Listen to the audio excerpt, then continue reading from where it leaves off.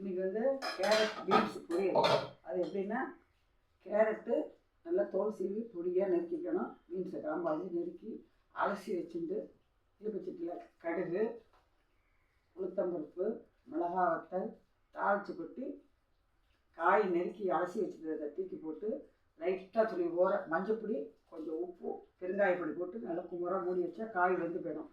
அப்புறம் தேங்காயை திருவி போட்டால் கேரட்டு போட்டு கேரட் பொரியல். இது வந்து பரங்கிக்காய் அரைச்சி விட்ட சாம்பார்.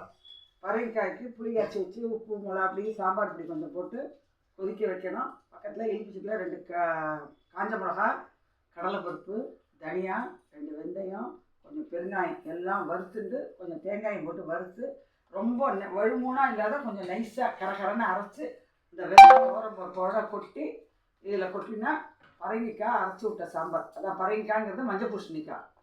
மஞ்சள் பூசணிக்காய் அரைச்சி விட்ட சாம்பார், கேரட் பீன்ஸ் பொரியல், 2 கப்பு ரைஸ், 6 கப்பு ஜலம் வச்சு சாதம்.